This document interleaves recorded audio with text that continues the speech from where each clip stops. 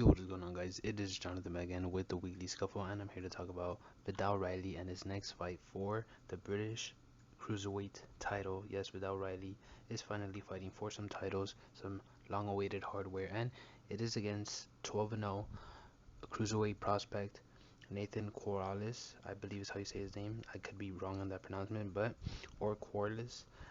But regardless, Nathan is a solid boxer, 12-0. Of course, that record speaks for itself. Looking at his box rec and the people he's fought, he hasn't fought tip-top opposition. But for someone like Viddal Riley, who does have great amateur experience but has even less pro fights than Nathan does, I think this is a great stepping stone in the direction that he wants to go to, because he does want to be a world champion eventually. And I think this fight for the British Cruiserweight title is a great fight for him. If he wins, he'll be 10-0, beating a 12-0 fighter. So as a prospect and as a linear career path, I think this is great for Viddal Riley.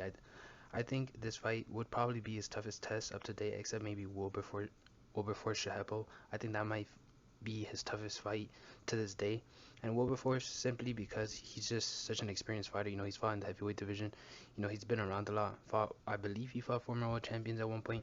So I just think this fight is probably his second toughest fight that he will have in his career. With that being said, though, Viddal Riley, since he's been more active, this will be his third fight of 2023, which I think is great for his career, especially because starting off his career, he took a lot of fights off. And as a prospect, I believe that you should be fighting as often as you possibly can, especially when you first start off your career.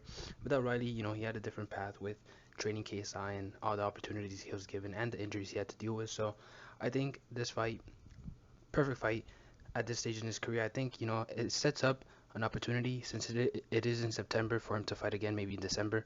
So, maybe he could end off this year 11-0 with the British Cruiserweight title and fighting a 12-0 boxer. Granted, 12-0, no KO. So, I wouldn't say he's a big threat, but he's a winner. He hasn't lost yet. He's beaten the people that have been put in front of him. So, I think it's a great fight regardless. And with that being said, we'll see how all this plays out and see you next time. Peace.